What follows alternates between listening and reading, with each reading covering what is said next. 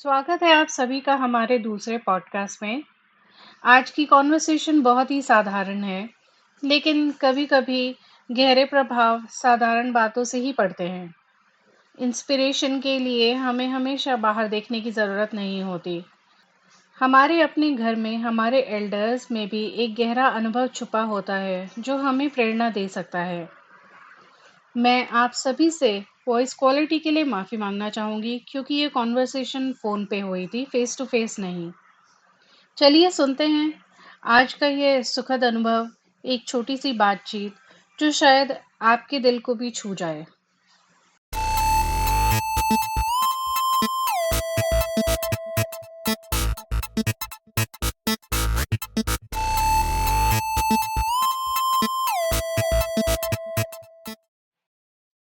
हम जब भी किसी सेलिब्रिटी का इंटरव्यू देखते हैं जिसमें वह अपने जीवन की कठिनाइयों के बारे में बात करते हैं, तो हम उनके एक्सपीरियंसेस से इंस्पायर होते हैं। पर सच्चे मायने में तो इंस्पिरेशन घर से ही शुरू हो जाती है। आज ऐसे ही मेरे फादर इन लॉ हमारे साथ जुड़े हैं, जो अपने जीवन की कठिनाइयों से हम सबको इंस्पायर कर सकें। तो नमस्कार पिताजी। और सबसे पहले मैं आपसे सवाल करूंगी कि आप अपने बचपन के बारे में बताइए। 1950s और 1960s के दौर में जीवन कैसा था, घर का माहौल और आस पड़ोस कैसा था? नमस्कार, धन्यवाद। मेरा जन्म गांव में हुआ था। उन दिनों ये 1962-63 की बात है। उन दिनों गांव के घर कच्चे हुआ करते थे और हम सभी बच्चे गांव में जो खलिहान होता उसमें इकट्ठा होकर के शाम को सब खेलते थे। आस पड़ोस के लोग हम लोगों बच्चों को सभी बच्चों को ला करके लैया, गुड़ और चना देते थे, जिसे हम सभी मिल करके साथ में खाते थे और सब बच्चे एक साथ खूब एंजॉय करते थे। और हम लोगों का समय उस समय बहुत आनंद से कटता था और एक दूसरे की सहायता करते थे आपस में। उन दिनों आपके परिवार या समाज को किन बड़ी चुनौतियों का सामना करना पड़ता था? लोग कठिन हालात में कैसे जीते थे? क्योंकि हम लोग गांव में रहते थे तो उन दिनों कहीं भी आना जाना बहुत कठिन होता था, क्योंकि गांव में कोई सुविधा नहीं होती थी, न डॉक्टर हुआ करते थे, न कोई स्कूल रहता था। हम लोगों या कोई भी सामान खरीदना हो तो उसके लिए हम लोगों को शहर जाना पड़ता था। शहर जाने के लिए हम लोगों को पहले हम लोग के गांव के पास जो कस्बा था वहाँ बस पकड़ने के लिए जाना पड़ता था। वहाँ जाने के लिए हम लोगों को पैदल चल करके 8 किलोमीटर की यात्रा तय करके फिर बस पकड़ते थे। बस पकड़ करके फिर हम लोग शहर जाते थे। शहर से दवा या सामान लेकर के फिर बस से वापस आते थे। फिर दोबारा कस्बे से अपने गांव के लिए 8 किलोमीटर की पैदल यात्रा करनी पड़ती थी, जो कि काफी तकलीफदेह होती थी। धन्यवाद।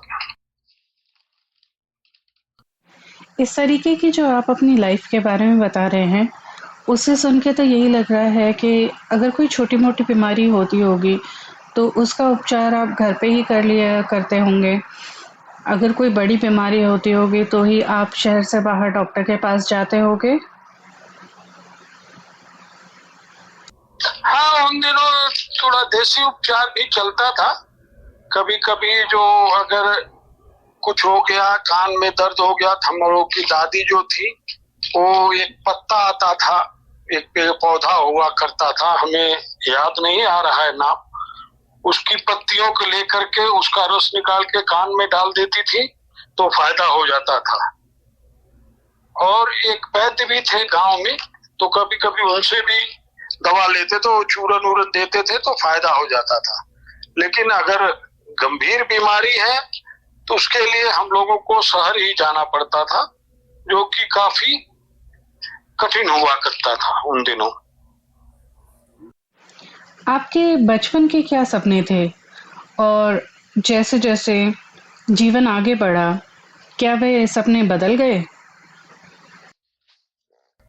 हम लोग के बचपन के सपने ये होते थे इन परेशानियों को देखते हुए कि हम लोग शहर में रहें जहाँ पर की सारी सुविधाएं उपलब्ध हैं और सब कुछ बहुत सुलभ है।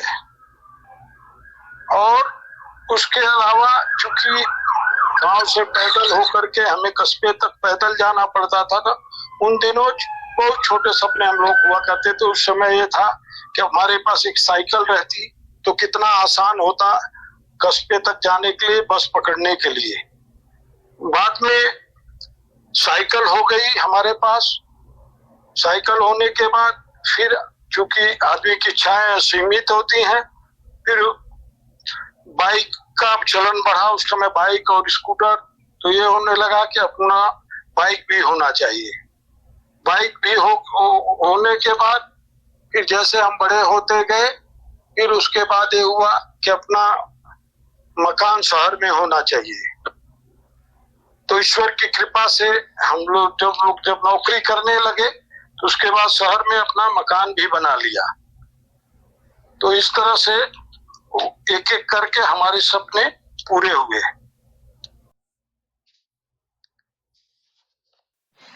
क्या कभी आपकी लाइफ में ऐसा समय आया कि जब आपको लगा हो सब कुछ छोड़ देना चाहिए, उस समय आपको क्या चीज़ थामे रखे, क्या चीज़ हिम्मत दी?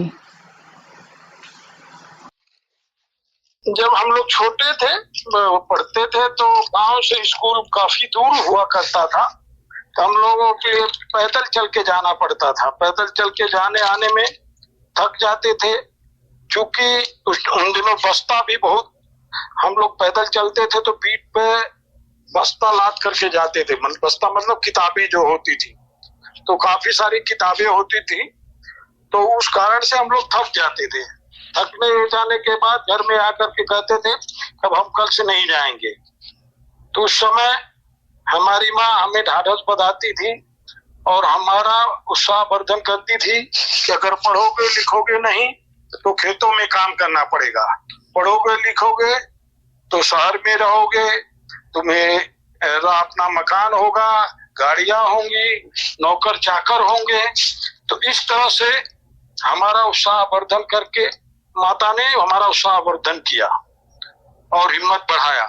तो फिर हम पढ़ाई में रेगुलर जाने लगे और अपने दिमाग से यह बात निकाल दी कि हमें पढ़ाई छोड़ देना है। हमने निर्णय लिया कि हमें खूब मन लगा करके पढ़ाई करनी है और बड़ा ऑफिसर बनना है और अपने सारे सपने पूरे करने हैं। आपके बचपन में आपके पिताजी का क्या रोल था? पिताजी का रोल ये था कि पिताजी उस समय शहर में नौकरी करते थे, क्योंकि हमारी इच्छा सदैव थी कि शहर में रहें। तो कक्षा 8 के पढ़ने के बाद पिताजी हमें लेकर के शहर में आए।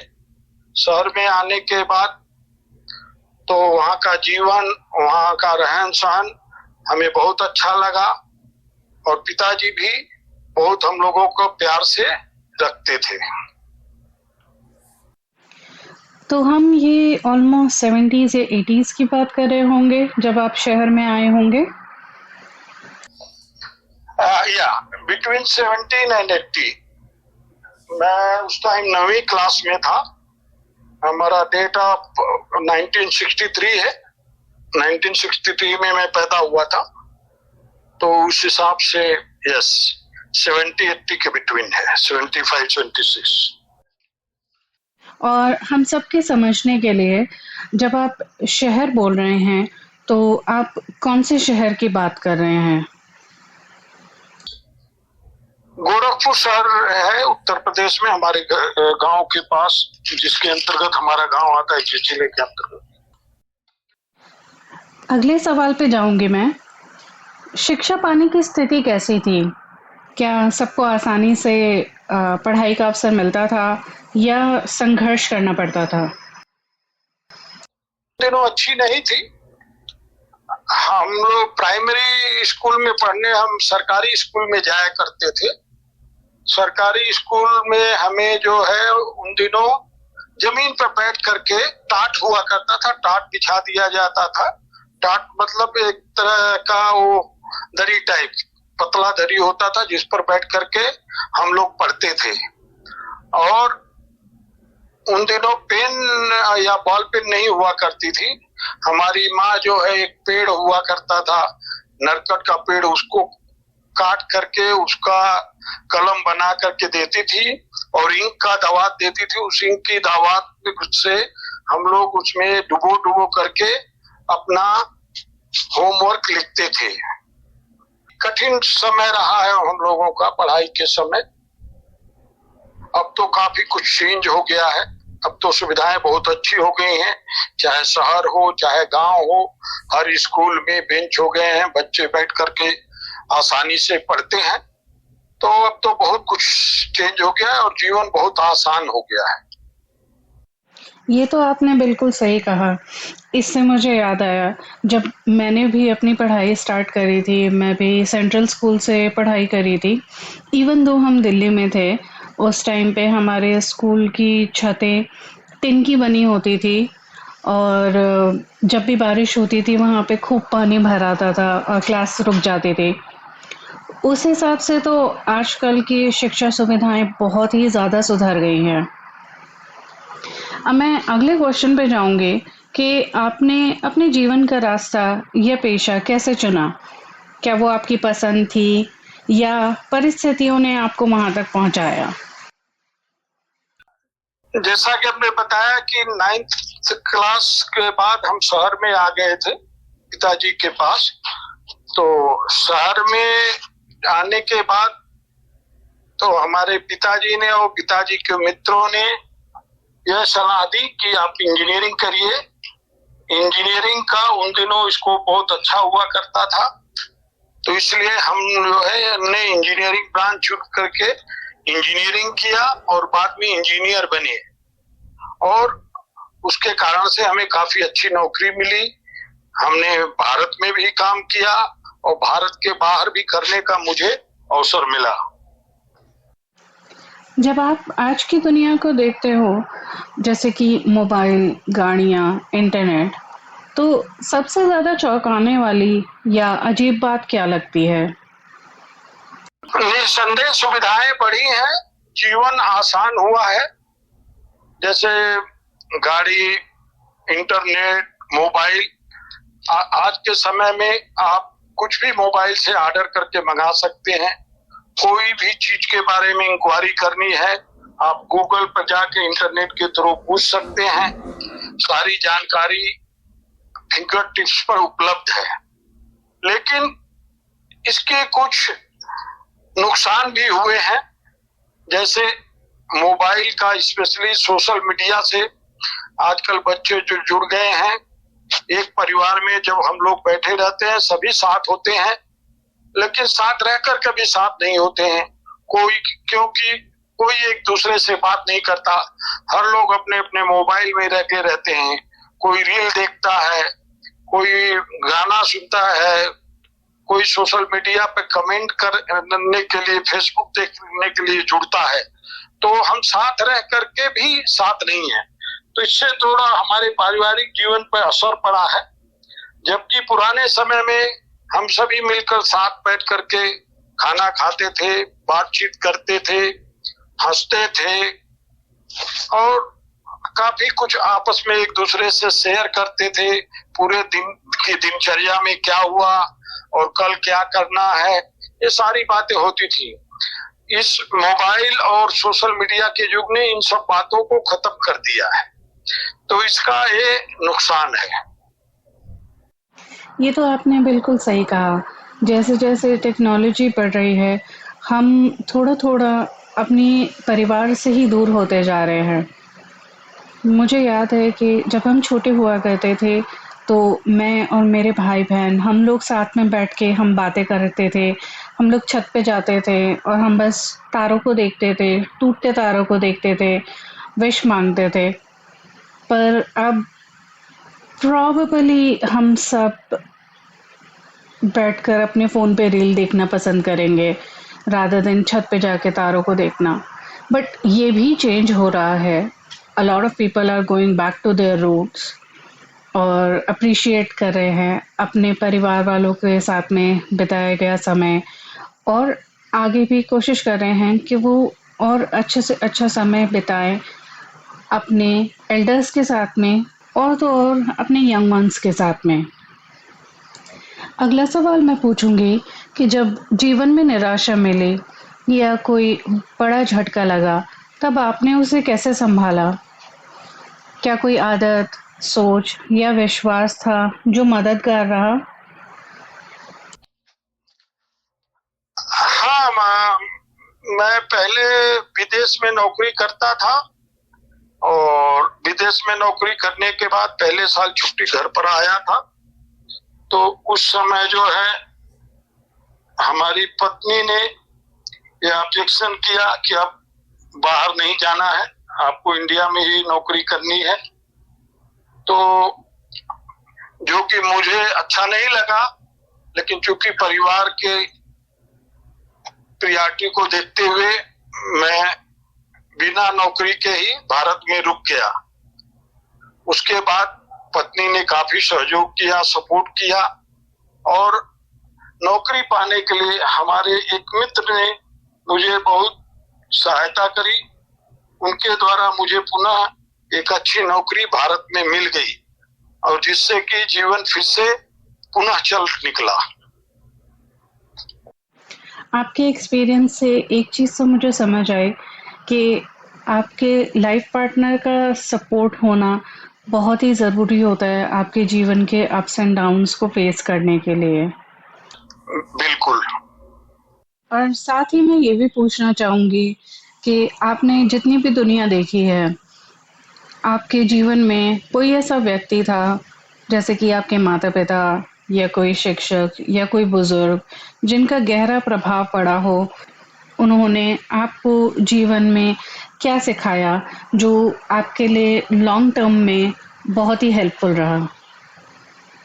हमारे एक पास हुआ करते थे, वहां पर जब मैं विदेश में नौकरी करता था तो उनसे मैं काफी प्रभावित हुआ था, क्योंकि वो उनसे ये सीखा था कि किसी भी काम को पेंडिंग मत रखिए और टालिए मत। वो कहते थे काल करे सो आज करे, आज करे सो अब, पल में परलय होगी बहुर करोगे कब।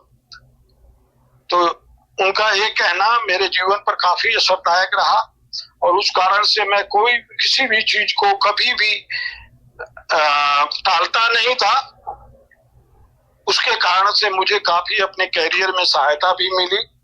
मेरा आउट ऑफ टर्म प्रमोशन भी मिला, क्योंकि पूरे कंपनी में मुझे बेस्ट एम्प्लॉय अवार्ड मिला इस आदत के कारण।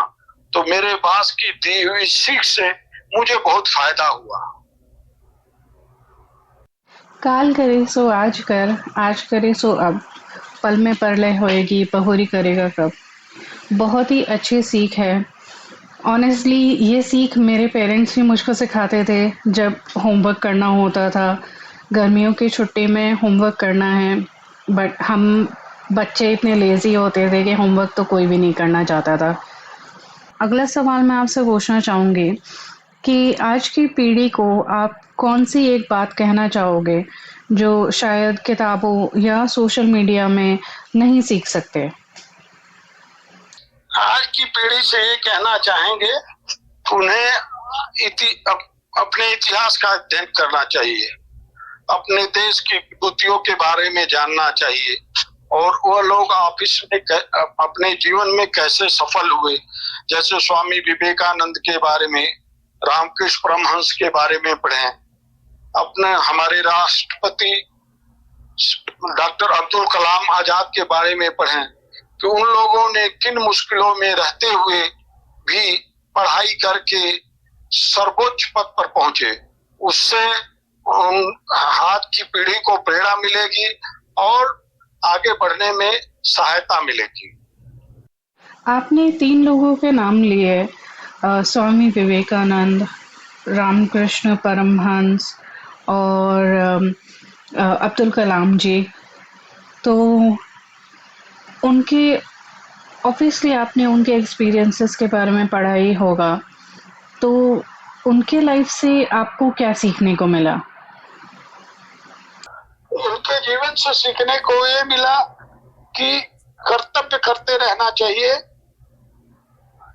और अपने इतिहास से सीख लेते हुए आगे बढ़ना चाहिए। और डॉक्टर अब्दुल कलाम आजाद कहते थे कि अध्ययन करो, किताबों को पढ़ो, इतिहास को पढ़ो और आगे बढ़ो।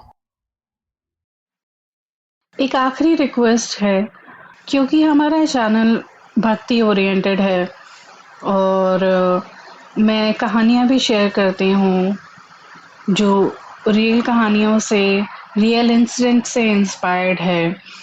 तो मैं पूछना चाहूँगी कि आपकी लाइफ में कोई ऐसा डिवाइन इंसिडेंट हुआ हो जिससे जैसे से कि आपने भगवान से हेल्प मांगी और आपको भगवान से हेल्प मिली, या फिर आपने प्रे करा और आपको गाइडेंस मिली।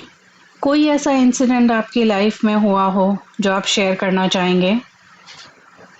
हाँ, ये मेरे जीवन में सत्य घटना है। उन दिनों मैं इंडिया में नौकरी कर रहा था जब विदेश से इंडिया वापस आया था। तो शुरू में तो ठीक लगा, लेकिन चूंकि मैं विदेश में नौकरी किया था तो वहां पर सैलरी वगैरह, रहन सहन बहुत अच्छा हुआ करता था। इस कारण से मेरा मन यहाँ इंडिया में नहीं लगता था। उन्हीं दिनों हम जो है दुर्गा माता का पूजा पाठ करते थे और पहला नवरात्रि व्रत आया था, नवरात्र का पूजन आया था। हमारी धर्मपत्नी ने सलाह दी कि आप 9 दिन का व्रत रख के माता जी के शरण में जाइए, आपका जीवन अच्छा होगा। उसमें हमारी धर्मपत्नी का भी काफी सहयोग था, क्योंकि मुझे उतना पता नहीं था कि नवरात्रि का पूजा पाठ कैसे करते हैं। लेकिन मेरी धर्मपत्नी के मैके में यह हर साल यह कार्यक्रम होता था, तो वो वहां से सीख कर आई थी। तो वो हर समय पूजा पाठ की तैयारी करती थी हमारे लिए, और फिर मैं दुर्गा सप्तशती का पाठ करता था। और जिस दिन हवन हुआ नवरात्रि के दिन, उस दिन रात में 10 बजे हमारे एक मित्र हमारे घर पर आए और कहे कि कल आपको बॉम्बे जाना है, वहां पर विदेश से लोग आए हुए हैं, इंटरव्यू कर रहे हैं और उन्हें आपकी जरूरत है। उन्हें इलेक्ट्रिकल इंजीनियर चाहिए और जो कि विदेश में काम किया हुआ हो। क्योंकि मैं स्वयं इलेक्ट्रिकल इंजीनियर था, विदेश में काम किया हुआ था, तो माता जी की कृपा से नौकरी मेरे घर पर चल के आई थी। मैंने न अप्लाई किया था, न कभी किसी से कोई चर्चा करी थी। अगले दिन सुबह मैं वहां गया, बॉम्बे इंटरव्यू में बैठा था। इंटरव्यू में जस्ट जनरल बात करके मुझे तुरंत अपॉइंटमेंट का ऑफर मिल गया और विद इन 10 डेज मैं इंडिया से बाहर विदेश में आ गया और वहां पर मेरा पूरा परिवार बाद में मुझे आकर के ज्वाइन किया। तो यह सत्य घटना मुझे जो स्वयं मैंने अनुभव किया है माता जी के शरण में जाने से हुई। इस पे तो मैं बिल्कुल अग्री करूंगी। मुझे खुद लगता है कि माता जी का आशीर्वाद बहुत ही स्ट्रांग है। अगर आप प्यार से, सच्चे दिल से उनको याद करोगे तो वो ज़रूर अपना आशीर्वाद देंगी। मैंने खुद अपनी लाइफ में ये चीज़ नोटिस करी है। जब भी मैं नवरात्रों का व्रत रखती हूँ और दुर्गा सप्तशती का पाठ करती हूँ, तो जिस दिन पाठ ख़त्म होता है, नवा दिन होता है, उसी दिन ही कोई ना कोई अच्छी खबर मिल जाती है, सम गुड न्यूज़। चाहे वो कोई छोटी सी ही गुड न्यूज़ क्यों ना हो, बट मिलती ज़रूर है। उनका आशीर्वाद ज़रूर बना रहता है and I feel very blessed. तो ये अंत ही है और मैं बस आपसे पूछना चाहूँगी कि कोई ऐसी बात जो रह गई हो, आप बोलना चाहते हो, तो everyone is listening, whatever you want to say, whatever you want to add, or whatever you want to suggest.